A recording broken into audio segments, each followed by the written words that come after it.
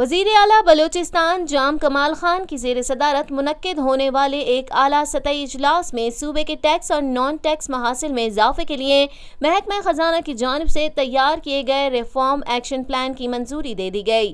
صوبے کی تاریخ کا یہ پہلا اجلاس ہے جس میں اخراجات کا جائزہ لینے کے بجائے محاصل میں اضافے کے ذرائع کا جائزہ لیا گیا اور یہ فیصلہ بھی کیا گیا کہ جلد ریسورس موبلائزیشن کانفرنس کا انعقاد کیا جائے گا۔ ریفارم ایکشن پلان عمل درآمد کے حوالے سے متعلقہ محکموں کو محکمہ خزانہ کی جانب سے فراہم کی گئی ہیڈ لائنز کے مطابق ضروری قانون سازی اور تجاویز اور سفارشات کی تیاری کی ہدایت بھی کی گئی۔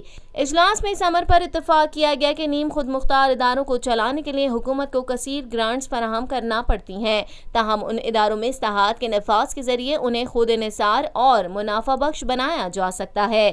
اجلاس میں معدنیات، ماہی گیری، زراعت، صنعت، توانائی اور تجارتی زونز کے قیام سے بھی اتفاق کیا گیا۔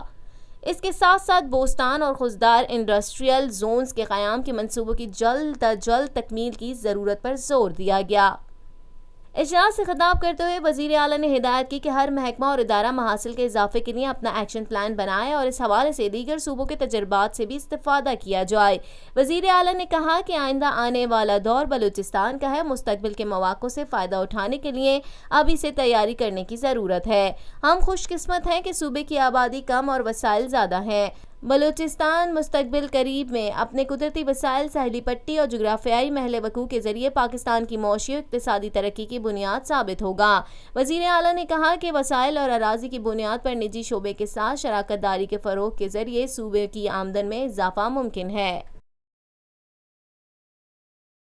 پاکستان میں پہلی مرتبہ حالات حاضرہ کے مختصر مگر جامع پروگرامز، خبروں، تبصروں کے علاوہ دیگر سماجی، تجارتی، ثقافتی، تفریحی، معلوماتی، مذہبی، تعلیمی، صحت اور بچوں کے پروگرامز صرف TNN TV پر۔